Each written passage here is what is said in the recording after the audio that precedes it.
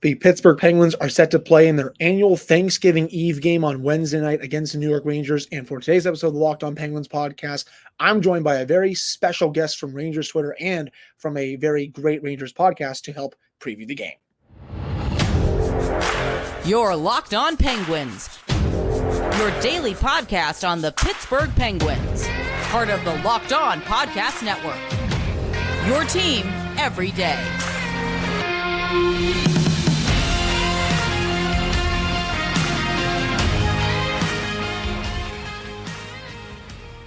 Hello, and welcome back to another episode of the Locked On Penguins podcast. I am one of your hosts, Hunter Hodes. Usually this is where I say I'm joined by my co-host, Patrick Damp, but earlier today we had a couple connection issues, so Pat wasn't able to make it afterwards because he had some plans for Thanksgiving. That's okay. He'll be back, I think, for the next one. But I am joined today by one of my favorite people on hockey Twitter, and that is Andrew Chelney, one of the hosts of the Liberty Blue podcast with Nick Zararis.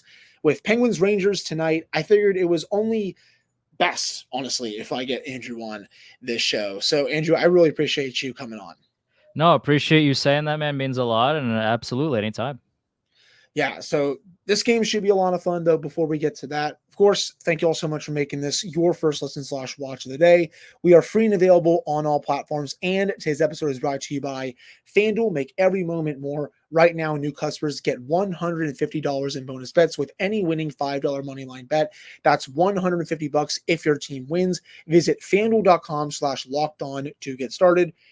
Obviously, I'm not in my home office right now. I traveled away for Thanksgiving like a lot of people did either Tuesday, especially today on Wednesday. It's the busiest travel day of the year. So apologies if I'm not in my, obviously, I guess my A game with my wonderful studio and my mic. But Andrew, Pens Rangers for the first time tonight.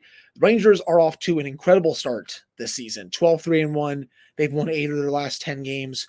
What has been the biggest difference, you think, between the Rangers this season and the Rangers from last season? Well, they have a head coach that actually wants to do things besides, Nick calls him the chauffeur, the whenever you're in elementary school and you're going on a field trip, you need adults to chauffeur the kids around. And that's kind of what he called Gerard Gallant.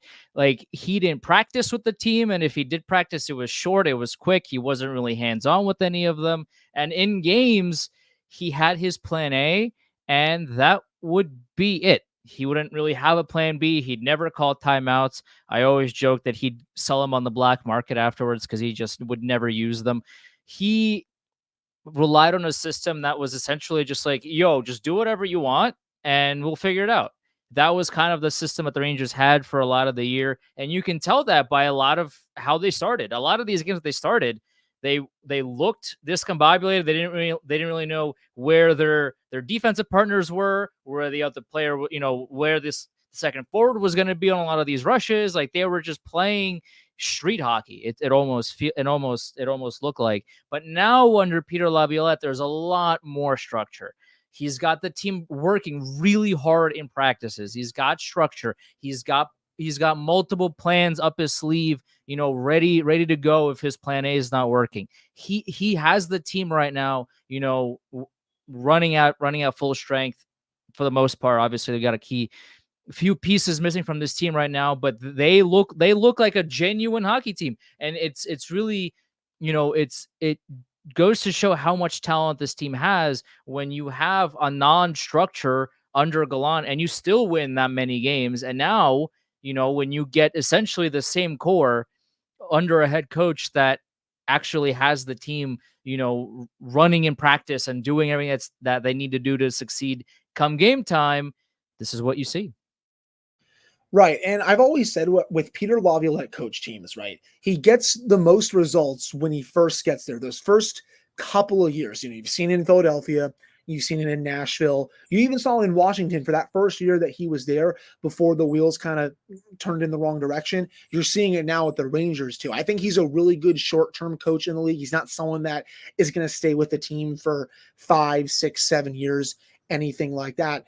But he has you guys playing really well right now. And, just getting into the injuries, right now. There's going to be a lot of talent that's not in the lineup tonight for both teams. For the Penguins, it is a long list. The Penguins injury curse is back and better than ever. Rickard Rakell on LTIR and is going to be out longer term with an injury. I'm not going to sit here and speculate when the injury happened. I didn't see him get hurt, though, in that game against Vegas. Maybe this is something that he was been dealing with for a while. I don't know. Hopefully, though, he's able to come back when the injury is over and start playing really well, because he had been really struggling to open the year. Brian Rust, he's going to be out for this game. He's day-to-day, which is, I think, good news considering Josh Yohe of The Athletic said that he was getting an MRI on Tuesday. Again, hopefully he's not out for too long because he's been playing really well this year. That's just 2 injuries. You have Chad Riedel. He's also on IR, the Penguins' number 6 defenseman. In addition to this, they had to recall Jansen Harkins, who started the season with the team, and then Alex Nylander, who I do think is going to be in the lineup tonight. Then, of course, John Ludwig was also recalled from his conditioning stint in Wilkes-Barre. Just a lot of injuries for this team. And then, Andrew, I'll let you fill in the listeners with the injuries for the Rangers, because it looks like Adam Fox is going to miss another game tonight, and he's one of the 3 best defensemen on the planet. But I really do hope, man, that Philip Hedl is okay. He's not going to be playing in this one, and I hope he's able to come back at some point this season. Yeah, Adam Fox has resumed skating. He was kneed, I think, against Carolina a few weeks ago, and it has been on LTIR, but the hope is that by early December he should be back with the team. He's already skating, has already had a couple of practices, so he should be back with the team sooner rather than later. As with Philip Hedl, yeah, it's a scary situation because he is 24. He turned 24 in September, and he's already dealt with multiple concussions in his young career, and it's just devastating. Injury aside, he was playing really well. When he's healthy and he has the ability to kind of forget that he's had concussions in the past. He gets into a groove. He plays really well. The problem is that he just can't escape concussions, and it's a really scary situation. Forget about hockey for a second. Just day to day, when you have multiple concussions and you're not even you're barely 24 years old, that's a massive, massive concern for just the long-term health of Philip Hedl outside the game. So right now, he hasn't been cleared to resume skating. He's been out for a few weeks now.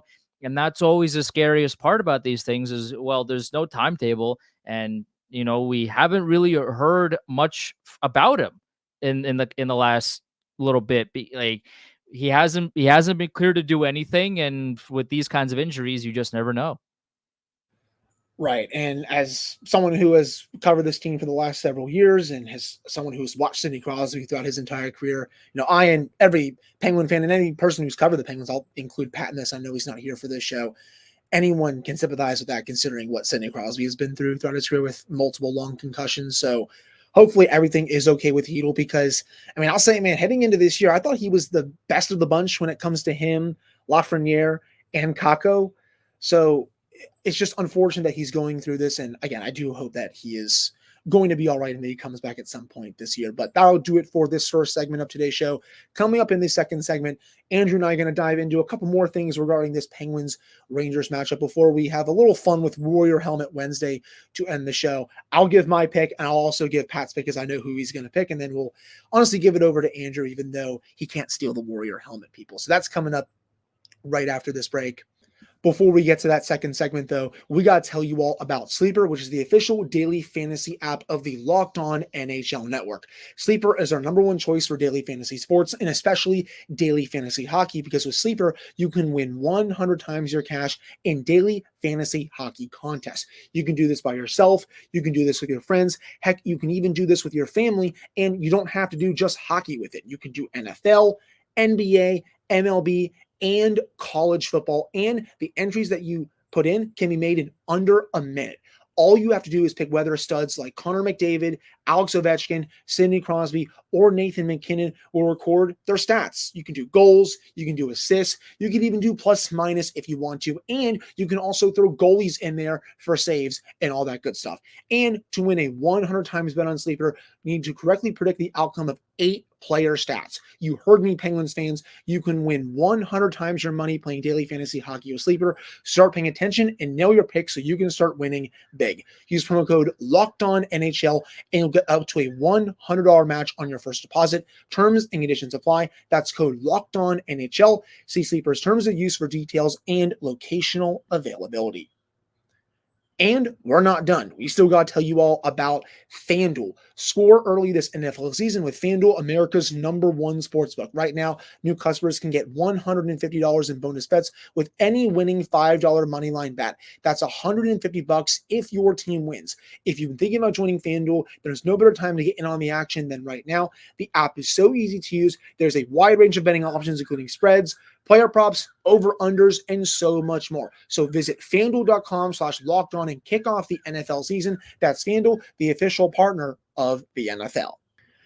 We're back here on this episode of the Locked On Penguins podcast. I'm one of your hosts, Hunter Hodes. I know Patrick Tampa's not here, but still, I'm one of your hosts for this one, joined by Andrew Chelney. So, Andrew, Rangers again, 12-3-1.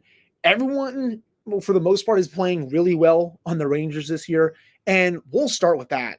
Artemi Panarin, man, 26 points already, one of the leading contenders for the Hart Trophy right now. And all because what? He shaved that beautiful flow off his head before the season. Peter Laviolette has him playing some of his best hockey of his career, if not the best hockey of his career. What have you noticed this year compared to last year when it comes to Panarin? Because he has taken the league by storm right now. Well, he's actually shooting the puck this season, which is a nice change of pace because the last couple of seasons under Gallant, he's kind of essentially refused to do that. He loved doing that cross ice, really high danger play of just, hey, I have the puck here, I'm going to pass it across the ice, and if that pass goes through, it's a definite goal. The problem is that when you do that 78 times a game, other teams will not only know that you're going to do that, they will, prevent you from even trying. But the problem with Panarin, is that he kept trying to do it anyway. And that pass, especially come playoff time, later in the playoffs, wasn't there because everybody in the building knew what he was going to do, and he kept trying to do it anyway. But now this season, he's taking control. He's shooting the puck a lot more. He's got one of the best shots in the league. I don't know why he was so hesitant to just, shoot the puck every now and again under Gallant. I have no idea. But under Peter Laviolette, and now I guess with more space under his helmet without the hair, he's a lot more confident now to just kind of let it rip. And we saw that against New Jersey on Saturday. Rangers were down 3-2 with like 8 minutes to go in the third period. All of it with faceoff. Panarin just gets the puck and just rips it, and he scores top shelf. The game is tied, and then the Rangers go on and win from there. So he has that nasty shot that he's using a lot more this season. And 15 straight games with a point to start the season, which is a Rangers record. He broke the previous record, which was 14, and it was broken against Dallas. He didn't score a point there, but he had, I think, 5 multi-point games heading into that Dallas game. So he's just letting it rip from everywhere. He's getting to the loose pucks. He's really just taking charge of his game, and it is something that the Rangers have desperately needed early on here as we get going. I mean, he's definitely either in the conversation or leading the conversation for the Hart Trophy. I mean, he's definitely in it, in my opinion. There's a very good argument to be made that he should be leading it, in my opinion. And another player who I think has really stood out for the Rangers this year, Andrew, Alexei Lafreniere. Heading into this year, I was someone who, I wasn't calling him a bust, but I was kind of like, okay, it's time to start showing why you were the #1 pick in a draft just a few years ago.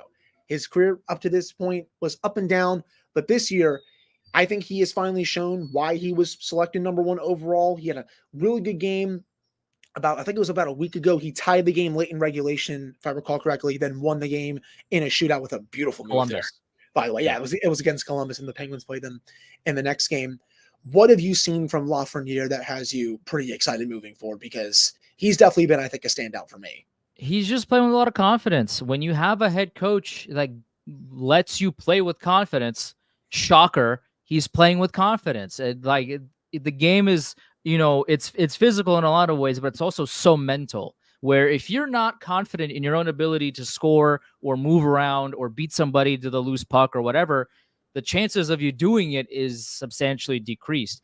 But Lafreniere this season is playing with a lot of confidence. He's playing with that kind of, his chest is puffed out. He's making a lot of these moves, but they're, he's not just making them to make them. They're the right play a lot of the times. He has the confidence, and Laviolette has it in him as well. So when that, that going together makes it just so much easier for a player that has struggled in the past to get going. And then when you inject that kind of confidence and, into a player like that, it just makes it so much easier to shoot the puck. It makes it a lot easier to, if you make a mistake, you're not looking at the bench immediately to say, oh, I'm going to get yelled at, or I'm going to be sitting half the period because of a mistake. My coach trusts me to make the right play the next time. So if I make a mistake here thinking that it's the right play, it's okay, because I'm going to learn from this. And the next shift, I can go out there and contribute positively to my team. He's playing, a better style of hockey, and it's great to see, because we had Sam Rosen on the show prior to the season on Liberty Blue podcast. And we asked him about Lafreniere, and he said, that he has to take charge and show that number one potential. And, through 16 games, he's shown that for sure. Oh, no, absolutely. I think he's been one of your best players so far this year. And on the opposite spectrum of that, and this will be the last thing we talk about, before we head to the final segment, where has Mika Zibanejad been, Andrew? Because last year was really, really good, but he's making a lot of money, signed for a lot more years after this one, and just hasn't been one of the Rangers' best players. And honestly, it's kind of funny how they are 12-3-1, and they're not getting good play from one of their best forwards. What do you think has happened to Zibanejad a bit this year? Yeah, I don't know. Well, the same problem happened last year, because I tweeted it out around the same exact time last season. Through 13 games, was he either had none or one 5-on-5 goal. This season, through 16 games, he still has 0 5-on-5 goals. His only even strength goal came in an overtime as the overtime game winner, the 3v3. 16 games for a top line center to score 0 5-on-5 goals is just not gonna do it. And it'd be one thing if he had like 9 power play goals or whatever, but he has one. He has 1 power play goal and 1 overtime goal, and that's it through 16 games. The underlying stats for him and Kreider in that line are still good. They're not getting, caved in, and they're just, it's not as if they're not doing anything offensively. They're still doing a lot of the right things. But for whatever reason, Mika Zibanejad, and this has become a more of a common occurrence and more of a concern, is that he just doesn't do a whole lot at 5-on-5. The problem with that is that 85% of hockey games are at 5-on-5.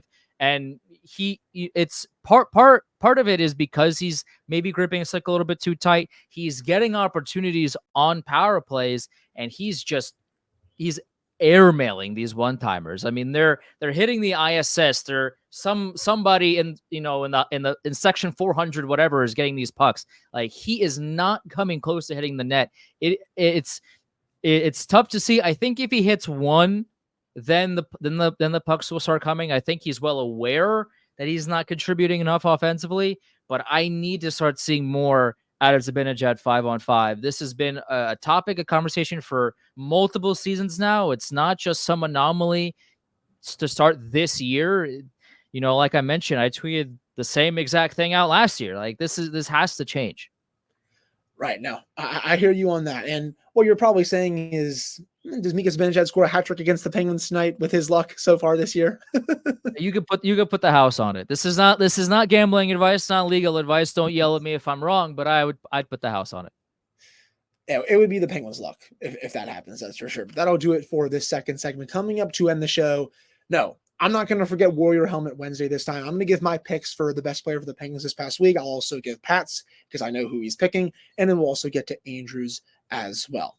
Before we end the show, we got to tell you all about BetterHelp. This time of year can be a lot, and it's natural to feel some sadness or anxiety about it. But adding something new and positive to your life can counteract some of those feelings. Therapy can be a bright spot in all the stress and change, something to look forward to make you feel grounded, and to give you the tools to manage everything going on. If you're thinking of starting therapy, give BetterHelp a try. It's entirely online and it's designed to be convenient, flexible, and suited to your schedule. Just fill out a brief questionnaire to get matched with a licensed therapist and switch therapists anytime for no additional charge. Find your bright spot this season with BetterHelp. Visit betterhelp.com/lockedonnhl today to get up to 10% off your first month. That's betterhelp.com/lockedonnhl. All right, we're back here on this episode of the Locked On Penguins podcast. I'm Hunter Hodes, joined by Andrew Chelney. So my pick for Warrior Helmet Wednesday, Andrew, and we started doing this even before the season started. We go through, give the player of the week basically for the Penguins, and mine is Sidney Crosby. Had an 11-game point streak. I know it was snapped against Vegas, but he was playing some electric hockey for the Penguins over the last week. Still leads the league in 5-on-5 scoring. Was trying to will them to a win against the Carolina Hurricanes last weekend. Wasn't able to do it, but he played, I think, one of his best games of the year and that one. And, even against New Jersey, I thought he was still pretty good. The Penguins just really struggled playing the Devils overall. Then in Vegas, he was still setting up quality scoring chances. He was getting chances of his own. The puck was just not going in the back of the net for him and his line mates. It was actually a nice game where the depth had to step up for the Penguins. But I'm giving him my Warrior Helmet Wednesday for this one. I easily could have given it to him last week. I know a couple people got on me about that for my pick last week, but I'm going to give it to Sid this week. And I know for Pat, he's giving it to Alex Nedeljkovic. Scored a goal in the AHL before being called up to the Penguins and then shut out the Golden Knights on Sunday. He's playing some really strong hockey right now. And if he can continue to play at this level, we could potentially see him steal some starts away from Jarry, which would not be the worst thing in the world. Again, I don't think there was a goalie controversy with the Penguins or anything like that. I do think when Jarry is on his game, he's the better goalie. But if this can be at, 55, 45, 640 in terms of Jarry starts to Nedeljkovic, I would be pretty happy with that. So that's who I know Pat is taking for his Warrior Helmet. If you had to give one out for the Rangers for this last week, who would it be? I mean, it has to be Panarin. He's 26 points in 16 games. The Dallas game aside, 5 multi-point games, leading up to that. He's been the MVP of this team through this point in time. Deadly. He's got the shot that he's actually using, which is great to see. His passing is still on point. He's also doing a lot more defensively. I've been noticing him skating a little bit, quicker to get back on defense and helping out and forechecking and doing a lot of these things that he wasn't doing as much of, especially last season. So it's really good to see that Panarin not only is filling up the score sheet, but he's trying at all ends of the ice, and he's been the MVP for sure. Yeah, I think he's going to continue this throughout the season anyway. Overall, though, 3, I think, very strong picks for this. And again, man, I'm really excited for this game. It looks like the Penguins fans are not going to get to do the Igor chants for this one. It looks like Jonathan Quick, your favorite goalie in the world, Andrew, is going to be starting in this one. Someone who I know you weren't high on heading into the season, but he has made you and I think a lot of other Rangers fans eat some crow. He's actually been fairly good this year. So even though he's a bit older, the Penguins, they're still going to have to beat a pretty sound goalie at least this year. I know it's not Shesterkin and he's one of the three best goalies on the planet, but this is still, I think, going to be a tough matchup considering how good Quick has been. He's been incredible. He's 4-0-1. He's got a .928 save percentage and goals average of under 2. He's been dynamite. And Benoit Allaire for president. I mean, Benoit Allaire is the Rangers goalie coach. He's made Louis Domingue look really good in the one game that he played. It was a 4-1 win. I mean, he looked really good in that one. I don't know how or what Benoit Allaire is doing. I'd like an investigation. I'd like a documentary. I'd like a movie. I don't know what he's doing with these people. Jonathan Quick looked down and out. He was atrocious last season before, coming in here to be the backup, looking at all those stats, looking at what he's done and how he's played. Even in preseason, he looked pretty awful. And then come the regular season, he's looked like the 2012 LA Kings, Jonathan Quick. I don't know how long this is going to last. I don't know, can he keep this up much? This is a mystery to me, but I would love it. Keep it coming. That's all I could say about it. I mean, it's big that he's getting a start against the Penguins, even though, Shesterkin, he's had some decent numbers against them over the years. He's had a couple howlers, let's say, especially in the playoffs, but I still thought they were going to go to Shesterkin here. But hey, we'll see what the Penguins can do against Quick. And then for the Penguins in net, it will be Tristan Jarry starting this one. Really no surprise overall there. But I think that I would do it for this episode of the Locked On Penguins podcast. I love the Thanksgiving Eve games, man. The Penguins crowds for those games are always erratic, to say the least. They really show out for this one, so I'm really excited for it. But Andrew, why don't you tell everyone where they can find you on social media and where they can find the show with Nick? For sure. So I am on Twitter. I'm not calling it X. I don't care. I'm on Twitter at Chelney Andrew, Chelney Andrew. You can follow Nick at Nick Zararis, Nick Zararis. Our podcast is called Liberty Blue. If you just search Liberty Blue Pod or podcast or just Liberty Blue on Twitter, on YouTube, on Spotify, Apple Podcasts, wherever you find your favorite podcast, that's where we are. And I understand, you're Penguins fans. You might not listen to, some Rangers fan side about their team, but we are objective, man. Like we don't sugarcoat anything. As Hunter will tell you, if something is wrong, we will let you know about it. And if something is going well, we will also let you know about it. We're not that kind of team that's like, oh, well, they're winning. Everything is just great. We're winning the Stanley Cup. Woo! That's not what we're here for. We're here to make you a smarter hockey fan. And, we talk about the Rangers as well. I don't like to shout out Rangers shows on this podcast, of course, but hey, you guys run one heck of a show, and I'm really glad we were able to have. We're also live on Twitter, Twitch, and YouTube every Monday at 6 p.m. 95% of the shows that we do are live. So if there are mistakes, you see them. Right, you see them right there. Hopefully we don't make any, but things happen from time to time. Pat and I are going to have to do a live show at some point, probably for the trade deadline. And if I make a mistake on there, it's probably going to be very funny. And I apologize if this bird over here is making all this noise in the world, but that's just what happens when I have to record on the nice little deck out here right before Thanksgiving. But again, that'll do it for this episode of the Locked On Penguins podcast. Thank you all so much for listening to / watching this one. We'll be back with another episode for you all early Thursday morning. Pat and I should be able to recap this Rangers game. Pat is actually going to the game tonight, so assuming he gets back at a reasonable hour, he'll be on to recap it with me. If not, I will be there to recap it either by myself or I'll be bringing someone else on to recap it. And then Pat will definitely be back next week because we're going to take off Friday, and we'll also, of course, get you all set for these weekend games against Buffalo and Toronto. But again, thank you all so much for listening / watching. Really appreciate it. We'll be back with another episode for you all on Thursday.